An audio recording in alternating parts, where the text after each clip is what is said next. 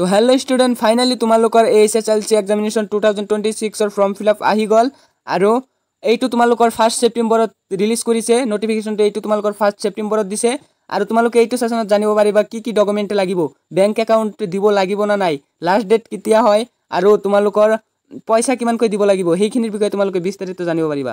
তো ফাৰ্ষ্টত চোৱা তোমালোকে Assam state school education board অৰ্থাৎ SF বোৰ্ড ডিভিজন 1 নোটিফিকেশ্যন এতিয়া চোৱা তোমালোকে। It is for informations of all the schools affiliated under Assam state school education board division 1 that the dates of the form fill up appearing in the SSLC examination 2026 through online examination portal isebaregistrations.org has been included as below.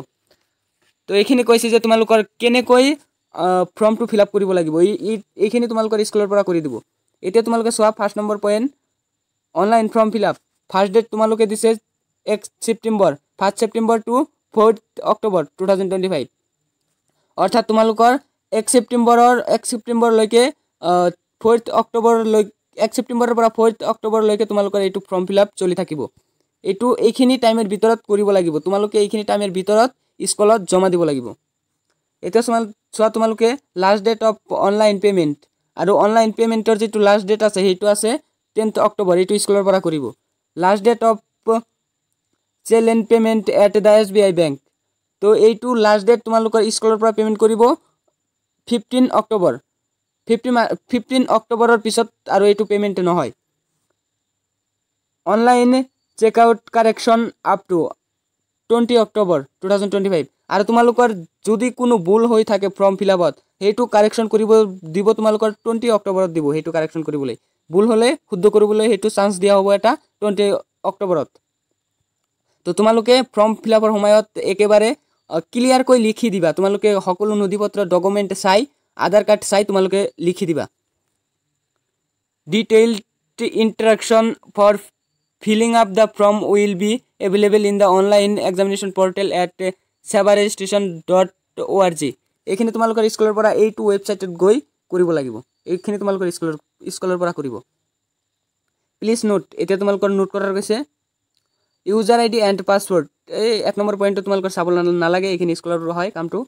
2 number চাব নালাগে, স্কুলৰ পৰা কৰিব। 3 number স্কুলৰ পৰা কৰিব।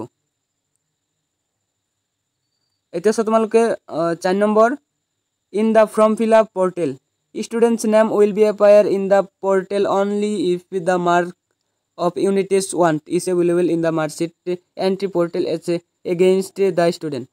আৰু ষ্টুডেণ্টেৰ বিৰুদ্ধে পৰ্টেলত তোমালোকৰ এটা মাৰ্ক পঠাইছে ফাৰ্ষ্ট ইউনিট টেষ্টৰ, সেইখিনি তোমালোকৰ তাত শ্ব' কৰিব, তাৰপিছত তোমালোকৰ এইটো ফৰ্ম ফিল আপ কৰিব পাৰিব। 1 নম্বৰ পইণ্ট। 2 নম্বৰ পইণ্ট, এইটো তোমালোকৰ মষ্ট ইম্পৰ্টেণ্ট হয়। চোৱা তোমালোকে school has to provide the bank account details of is student wheel filling up the form. তো তোমালোকৰ কি চাইছে ইয়াত, তোমালোকৰ বেংক একাউণ্ট যিটো আছে পাছবুক এটা ফটো ষ্টাৰ্ট কৰি দি দিবা আৰু তাত তোমালোকৰ পইচা সোমাই দিব। তোমালোকৰ ইয়াত বেংক একাউণ্টো চাইছে আৰু এইখিনি এনে হয়, এইখিনি পঢ়িব নালাগে। আৰু এতিয়া ফিৰ বিষয়ে আলোচনা কৰোঁ।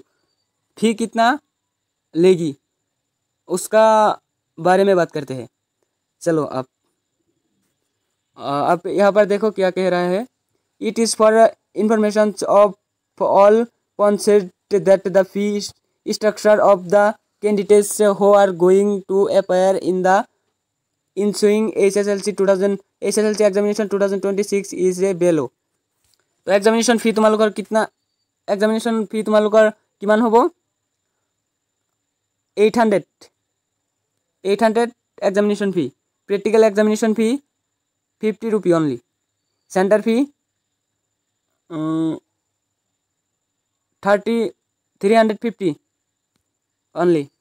और ये तुम्हालोकर দিব লাগিব যদিহে তোমালোকৰ এইখিনি পইণ্ট আৰু পঢ়ি লাভ নাই, মই শৰ্টলি তোমালোকক বুজাই দিছোঁ এটা কৈ।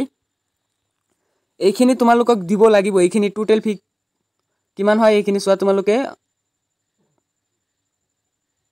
1200 হয়, 1200 হয়, অৰ্থাৎ 1200 হয় টোটেল ফি। এইখিনি তোমালোকক দিব লাগিব যদিহে তোমালোকৰ ফ্যামিলি ইনকাম 2 লাখতকৈ ওপৰত থাকে ফ্যামিলি এনুৱেল ইনকাম 2 লাখতকৈ ওপৰত থাকে যদিহে তেতিয়া তোমালোকৰ 1200কৈ টকা দিব লাগিব এটা ষ্টুডেন্টৰ ফৰ্ম ফিল আপ কৰোতে আৰু যদি তোমালোকৰ ফ্যামিলি ইনকাম 2 লাখতকৈ তলত নাইবা 2 লাখ থাকে তেতিয়া তোমালোকক এখিনি ফি দিব নালাগে অনলি এটা স্কুলত ট্ৰি বুনি দিবা আৰু তাত এটা ফটো তুলিব আৰু পইচা লাগিব 2-250 মান নিব পাৰে